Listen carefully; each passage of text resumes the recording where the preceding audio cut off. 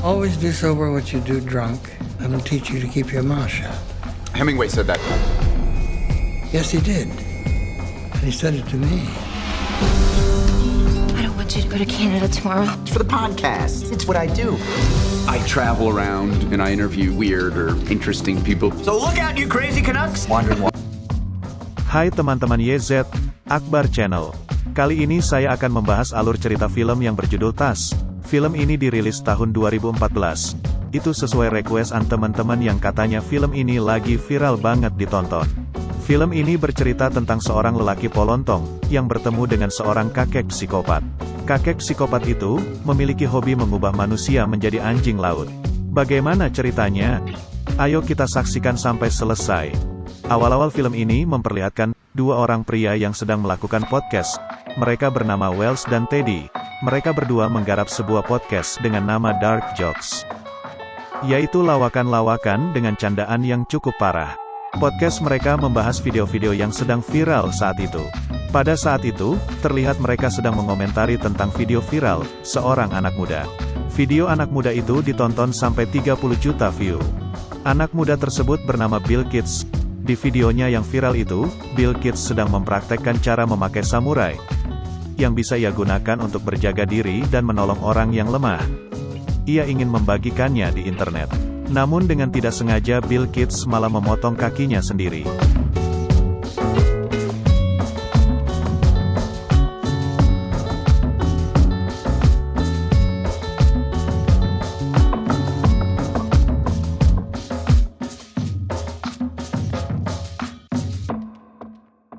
Bukannya merasa kasihan atau prihatin, Teddy dan Wells malah tertawa terbahak-bahak. Lalu Wells mengatakan, seharusnya ia tidak bersedih, karena dengan kaki yang terpotong ia menjadi terkenal dan viral, dan hal tersebut cukup membanggakan ucapnya. Beberapa hari kemudian, Wells berniat ingin bertemu dengan Bill Gates, di kediamannya di Kanada. Sementara Teddy temannya memilih tidak ikut dengan Wells, karena merasa trauma berpergian jarak jauh. Singkat cerita ketika ia sudah sampai di Kanada. Namun sayangnya Bill Gates, orang yang ingin diwawancarainya ternyata sudah meninggal. Wells sampai di sana tepat ketika Bill Gates sedang dikebumikan. Dikabarkan kalau Bill Gates meninggal akibat bunuh diri, karena ia merasa malu dengan orang-orang yang terus mencibirnya, akibat ia telah memotong kakinya sendiri. Walaupun hal tersebut benar-benar tidak ia sengaja.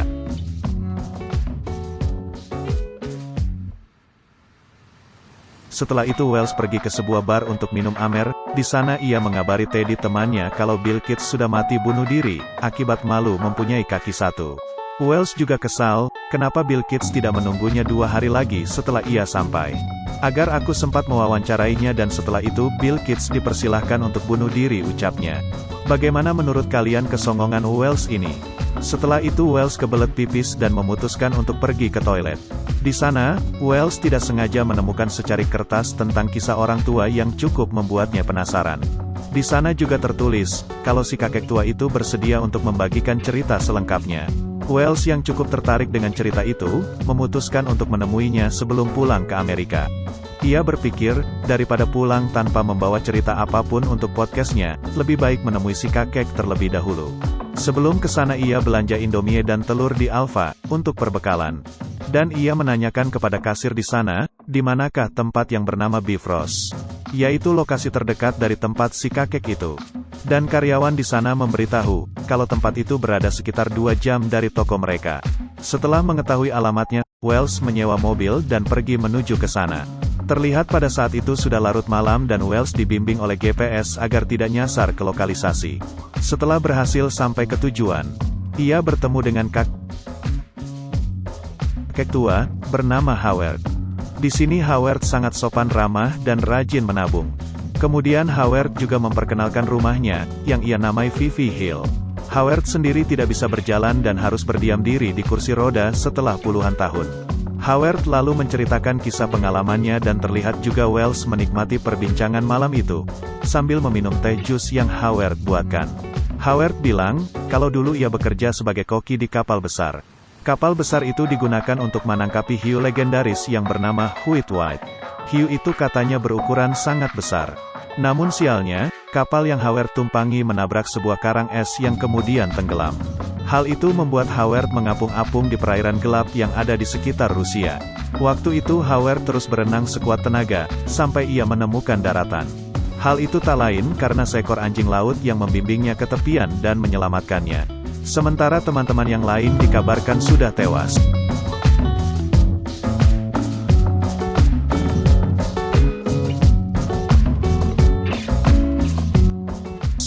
Mendengar hal itu, Wells merasa, cerita itu sangat dibesar-besarkan dan ia sama sekali tidak mempercayai ceritanya. Lalu tak berselang lama, Wells merasa pusing dan langsung tumbang tak sadarkan diri.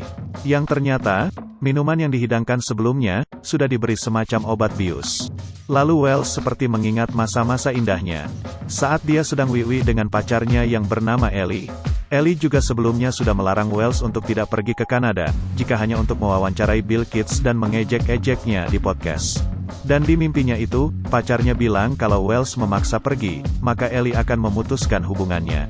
Hingga Wells terbangun dan tersadar, yang sekarang ia berada di sebuah ruangan dengan menggunakan kursi roda. Lalu Wells melihat Howard memegang sebuah benda seperti taring. Di sini Howard mengatakan kalau Wells jangan takut dan tetaplah tenang. Karena tadi tidak sengaja ia tergigit laba-laba beracun yang membuatnya tak sadarkan diri, serta membuat kakinya bengkak seperti gajah. Saat itu katanya Howard sudah menghubungi dokter untuk mengobati kakinya. Namun ternyata, Wells sudah tidak merasakan kakinya. Hingga Wells melihat kalau kakinya sudah diamputasi. Wells tidak percaya dengan perkataan Howard, perihal ia digigit laba-laba beracun. Dan memang faktanya Howard berbohong tentang hal tersebut. Di sini Howard masih berusaha menyembunyikan kekejamannya. Malam harinya Howard mengajak Wells untuk makan malam bersama. Namun Wells yang masih frustasi tentang kakinya, yang diamputasi tentu tidak akan bernafsu makan, dan hanya terdiam. Namun anggapan itu ternyata salah. Wells yang terdiam, ternyata ia tidak bisa menggerakkan semua tubuhnya. Hal itu karena Howard sudah memberikan obat bius ke seluruh tubuhnya. Lalu Howard mendekati Wells dan menamparkan wajahnya. Howard mengatakan, kalau ia akan segera mengubah Wells menjadi anjing laut. Mendengar hal itu, Wells sangat ketakutan dan terus berteriak. Namun teriakannya itu, tentu tidak akan ada yang mendengarnya. Karena rumah Howard sendiri jauh dari tempat pemukiman warga. Di balik itu, pacarnya Wells yang berada jauh di Los Angeles merasa khawatir. Karena tidak mendapat kabar sama sekali dari Wells selama 3 hari. Hal itu juga ia adukan ke teman podcast Wells, yaitu Teddy. Ellie menganggap, kalau Wells pasti sudah berselingkuh, dan menemukan wanita lain di Kanada. Kembali ke Wells, ia terbangun karena mendengar suara telepon, ternyata itu dari Ellie. Ketika hendak mengangkat telepon itu, teleponnya terputus. Lalu Wells mencoba menelepon balik, namun tidak diangkat. Wells mencoba meninggalkan pesan voice note kepada Ellie, untuk meminta pertolongan. Tidak sampai di situ Wells juga berusaha menghubungi Teddy. Beruntungnya, Teddy melihat telepon dari Wells itu, ketika ia hendak menggosok gigi. Namun di sini, si goblok Teddy enggan mengangkat telepon dari Wells. Karena ternyata ia akan melakukan sik-asik dengan Ellie. Wells tetap berusaha mengirimkan voice note kepada mereka berdua, untuk meminta pertolongan. Hingga akhirnya Wells ketahuan Howard. Dan Howard langsung memukul Wells dari belakang.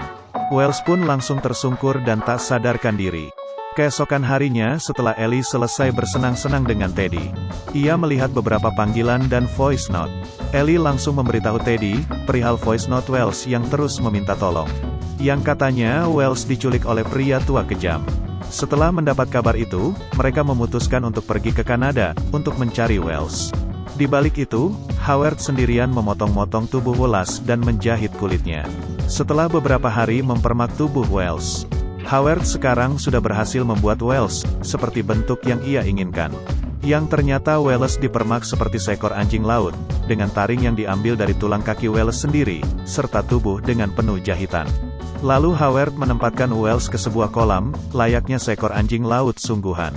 Wells juga dipaksa untuk berenang di kolam itu, agar Wells dapat beradaptasi dengan tubuh barunya. Ketika Wells berada di dasar kolam, ia melihat anjing laut yang sama seperti dirinya. Yang artinya Howard sudah melakukan hal tersebut ke beberapa orang. Dan Wells bukanlah satu-satunya yang diperlakukan seperti itu. Di balik itu Ellie dan Teddy terus berusaha mencari informasi tentang Wells ke kantor polisi dan ke tempat penyewaan mobil di daerah sana, namun hasilnya masih nihil. Hingga mereka bertemu dengan seorang detektif yang pernah menangani kasus tentang pembunuhan berantai di kota tersebut. Namun detektif itu selama 10 tahun lebih dia masih belum bisa memecahkan kasus tersebut. Detektif itu juga curiga kalau Wells diculik oleh pembunuh berantai itu. Detektif itu mengatakan, kalau korban-korban si pembunuh berantai itu ditemukan dengan jasad yang sudah aneh. Yaitu memotong kedua kakinya, dan tangannya terjahit ke badannya. Serta di mulutnya, juga sudah terpasang taring panjang, seperti seekor anjing laut. Setelah diteliti oleh dokter, ternyata taring itu terbuat dari tulang betis korban itu sendiri. Di sini si detektif mengajak mereka berdua untuk mengungkap kasus tersebut bersama-sama. Di balik itu Howard terlihat berbincang dengan Wells yang sudah seperti anjing laut sungguhan. Howard bercerita semua yang ia lakukan ini, karena ia dulu sangat mencintai seekor anjing laut yang dulu pernah menyelamatkan hidupnya ketika kecelakaan kapal. Howard sendiri menamai anjing laut yang pernah menolongnya itu dengan nama Mr. Tas. Setelah itu Wells diberi makan ikan, agar terbiasa dengan dirinya sebagai anjing laut buatan. Di sini Wells sudah merasa sangat lapar, dan terpaksa memakan ikan mentah tersebut. Howard yang melihat itu sangat senang karena Wells sudah benar-benar seperti anjing laut. Di hari-hari berikutnya, Howard juga mengajari Wells untuk berenang. Karena anjing laut harus pandai berenang. Di sini Howard bercerita kalau pada saat kejadian ia terdampar di pulau itu, ia terpaksa makan Mr. Tas atau anjing laut kesayangan itu, karena ia merasa sangat-sangat lapar. Namun baru selesai memakannya, tim bantuan berhasil menemukannya dan karena hal itu ia merasa sangat bersalah. Karena telah membunuh dan memakan anjing laut kesayangannya itu yang menolongnya itu. Semenjak itu Howard bertekad untuk menghidupkan kembali Mr. Tas, si anjing laut kesayangannya itu. Di balik itu detektif dan yang lain terus menelusuri dan mencari keberadaan Wallace. Hingga mereka menemukan mobil yang dulu pernah disewa oleh Wallace. Dan mereka juga yakin mobil tersebut dibuang dengan sengaja. Yang artinya mereka semakin dekat dengan keberadaan Wallace. Kemudian detektif memberikan mereka berdua senjata, karena mereka yakin orang yang akan mereka hadapi bukan orang sembarangan.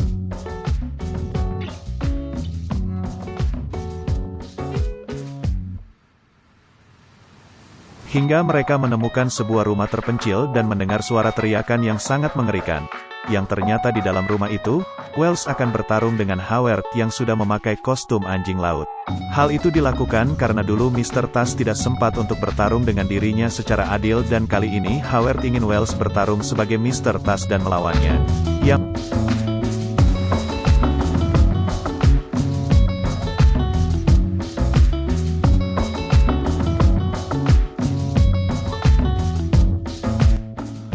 Pada akhirnya, Wells berhasil menghabisi Howard dengan taringnya, hingga Howard pun sekarat saat itu. Namun sayangnya walaupun Wells berhasil menghabisi Howard, hal itu tidak akan merubah dirinya menjadi manusia normal lagi. Di balik itu Howard yang akan mati ia merasa puas. Karena semua rasa bersalah yang ia rasakan selama hidupnya sudah terbayar.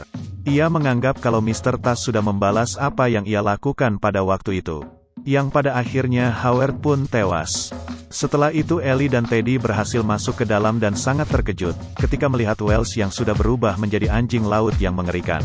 Si detektif yang melihat itu berniat untuk membunuh Wallace, karena ia merasa kasihan dengan Wallace yang sudah berbentuk seperti anjing laut. Ia berpikir walaupun Wells tetap hidup, Wells hanya merasakan penderitaan selama sisa hidupnya. Detektif itu pun akan menembak mati Wallace. Namun hal itu langsung dicegah oleh Ellie.